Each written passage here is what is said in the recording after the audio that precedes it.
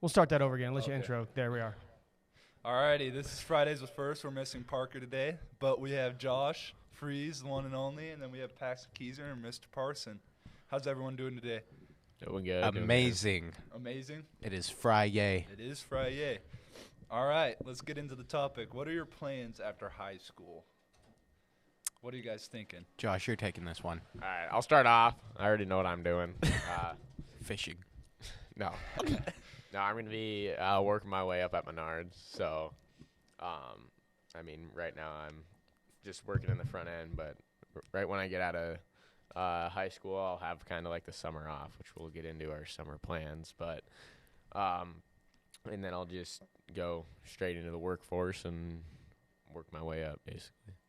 And my second plan, if that doesn't go out, my backup plan would be going into one of the trades, either like electrical or mechanic. I like working on stuff. So I could picture you as an HVAC personnel. I would not do HVAC. How long do you think it'll take you to kind of get up in the ranks at Menards? Well, I mean, it depends on what you classify as in the ranks. Because I'm hoping to be an assistant manager pretty much right after I go full time. But and then from there on, you have department managers, and then you go into general management. So I don't know. I'm hoping my end goal would be to get to be a general manager and have my own store. But even just to be a assistant GM, I mean, I'm hoping in my 20s I'm an assistant GM. So Yeah, that'd be pretty cool. you can be making some good money. So Yeah, for sure. What about you, Paxton? What are your plans? After high school, I plan on just going, working on sprinklers, so irrigation. But like Josh said, you always need a backup plan. So I think we kind of talked about that before we hopped on this podcast, and I was kind of leaning more towards either lineman or welding. And like I said, if I would have started the welding program this or last semester, I would have been halfway done and would have got my welding degree or certification by, well, this upcoming winter. So, but for now, it's going to be irrigation with my dad. So, Yeah. And you've been doing that for a while. How do you feel about continuing doing that? it used to only be a summertime thing, and I think it's going to be a kind of all year round now. I mean, it doesn't end just when it gets cold, because you got to go throughout the winter with bidding and paperwork and taxes and insurance and everything else. All the fun So it's stuff. kind of crazy to think once I graduate, it's going to be full bore for me, kind of like you too, Josh. So Yeah, for sure. Do you feel that it's okay to be someone that isn't attending college right out of high school? Or is it okay to take a break before going back? who wants this one? I mean, some people look down on it and they're like, "Oh, if you're taking a break, then you're pretty much not going to do anything." I mean, some people just say like, "Oh yeah, I'm taking a year break," and then, And then you they look at them never go 5 years back. later and they're working at Dollar General or something. Like, I mean, it all depends on the person. I feel like if you have everything like planned out, I don't see why you shouldn't be able to. Just because.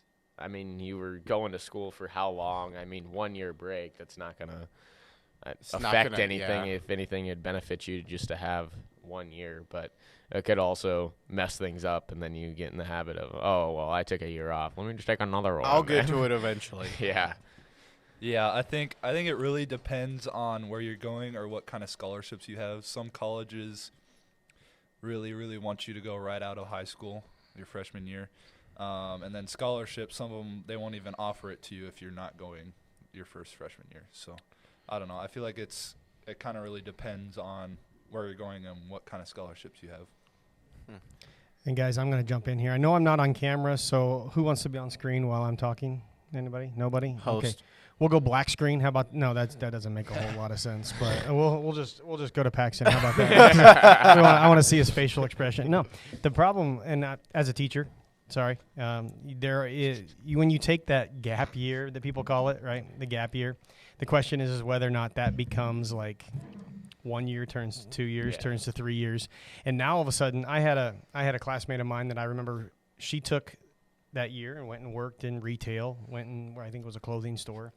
And she looks at me and she goes, I wish I would have gone directly to college like you, just because it's been so much harder for her to try to have a career and pay for school while trying to, because what happens, unless you're still living in mom and dad's basement, you go out in that gap year and you get an apartment or you get something where you start building up all these things that I have to now do. I now have to have bills. And now you want to go to college where it's going to cost a lot of money, and I have my own personal bills for my own personal car and my own personal phone and my rent or strangely, if somebody has a mortgage, I don't know how that works out, but during that gap year you might accrue start building those bills up on your own. So I don't, just a little tidbit, because I don't think it's not a big deal, like whether you take that gap year or not, but it really, when that motivation turns in, and if you want to make things harder on yourself, then sometimes it's encouraging to then go, you should have maybe just gone right away, because you take that gap year now. Yeah, a lot of other things can happen in the process. Yeah, and I feel like it'd be harder to kind of apply yourself or get back into the gist of things. Like if you take a gap year, it's going to be harder to get back into those classes and actually apply yourself. So. You mean that algebra you're not going to remember? Everything you took from freshman, sophomore algebra when you take that basic college math class? I don't know. I don't think so either. Yeah. But that's just me. Do we have any advice for underclassmen? Oh, Go to college or stay in high school, take your classes? What are we thinking? Well, obviously, stay in high school. I mean, some kids don't really apply themselves, and they just end up not even graduating. And without a high school diploma, you can't really do that much. So I definitely advise people to stay in school. As far as going to college, I don't think it's necessary. If you, like family businesses, if you just stay in there, I mean, you can make a solid living doing what you like to do and what you've kind of grown up with. Or if you have, I mean, there's plenty of jobs that just require a high school diploma or trades where you just go there and take a however long class. College can be necessary too for obviously certain professions. So it all depends on what you're going into. There's so many college degrees that people get into and they don't even end up using, and they're basically just throwing away money each month. So it all depends on what profession you're going into, I think, in my opinion. Yeah, I agree with that. Since you two have done school to work, do you guys feel like it was like really nice to do that, or do you wish you would have taken some more classes? no, it was the right choice to make. Yeah, for sure. I don't want to say it kind of gave me a jump start, but it was much easier to get out at 1 o'clock and be able to actually get work done before it gets dark. 3:30 to 7 o'clock at night does not last very long. And then kind of like I have a part-time job at a car wash. You work at Menards. When you're able to clock in at a decent time, 1:30, 2 o'clock, it makes you look so much better than coming in there for 4 hours before you close. So, I mean, you think about it, you're missing, like, kind of rallies at school or events or, like you say, classes or whatnot. But sometimes you have to give certain things up to achieve more, and I feel like in this sense I achieved more doing that. So, Yeah, I completely agree with Paxton on that. It's super nice getting out earlier, so like now I can work 2 to 9 instead of 4:30 to 9, and you can get in a lot more hours than what you could before. Yeah, I can get behind that. I never did school to work. I wanted to take some extra classes. I also had to take some extra classes for what I'm wanting to do. But I don't know. I feel like it'd be nice to kind of work those more hours, and I guess it would look good for your employment. Is there something you guys have learned from that scenario? Like, oh. obviously, you talked about how it works well with a great schedule. But the fact of being able to school to work, understanding a little bit, I know I'm not completely sure. I can't confidently speak about what you learn in diversified occupations that might feed into that or whatever that looks like. Because I know we have a number of students that go, but is the benefit just getting out so you can have a better schedule, or is there a benefit for like having a monitored, or do you think anybody, you don't have to say from personal standpoint, anybody benefits by having that person that comes out and coaches you in the workplace? You know, I don't know how often Mrs. Koger might see you guys when you're working, or I don't go there, but the idea would be, are you learning something through the process, or is it just giving you better work hours? It like ripped the labor Band-Aid off right away. Kind of shows you what the real world is like right out of high school, and introduces a lot more things than just like we go back to taking classes or being here for school all the way up till 3:30. You kind of get a sense of reality a little bit sooner. So, I mean, that's it. That's in a nutshell. I mean, Getting that hands-on experience early, I'd say it's a pretty good thing. What classes should you guys, or would you guys recommend not to take? Hey, be careful with that one. Yeah. Like, don't I take mean- broadcasting. Parsons okay. right here. I don't. I mean, like, Like you said, I don't think it's like a not to take. It's like maybe if you want to be an electrician or an IT guy or maybe a math teacher, you got to go into those classes that provide that information or schooling for you. And it's not a sense of don't take them if you're not looking to do that. If it piques your interest, do it. If not, look for something else that does. So.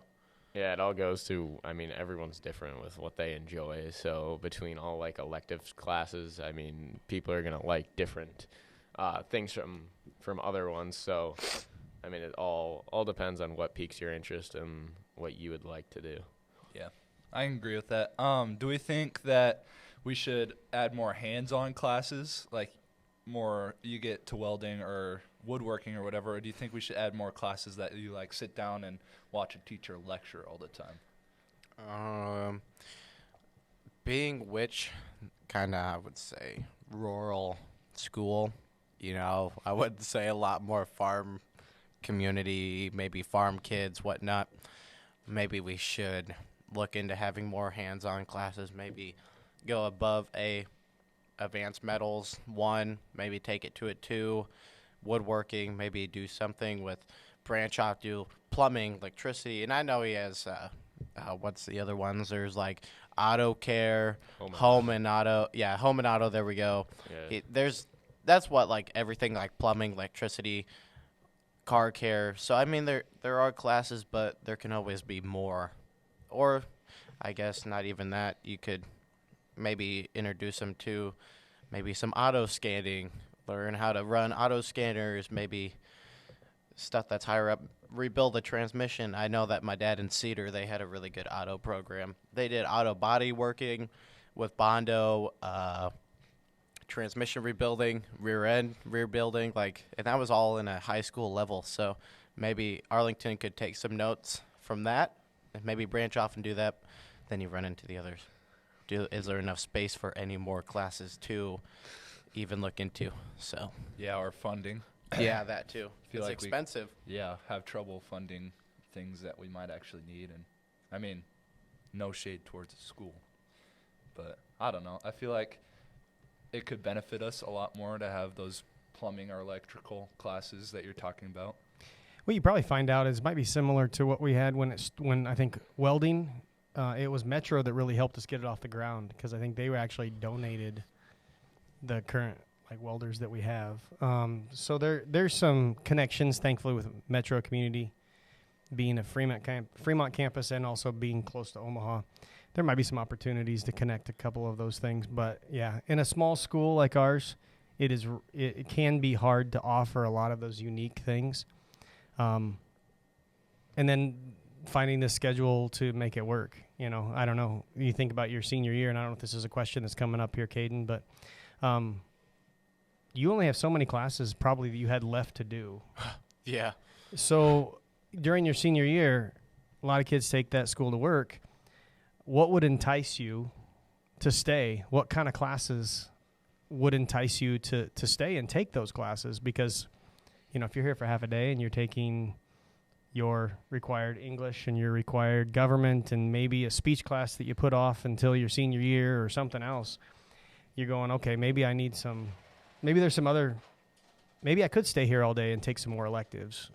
It's the opposite side of the school to work, which is, and a person who teaches electives, that kind of comes into play.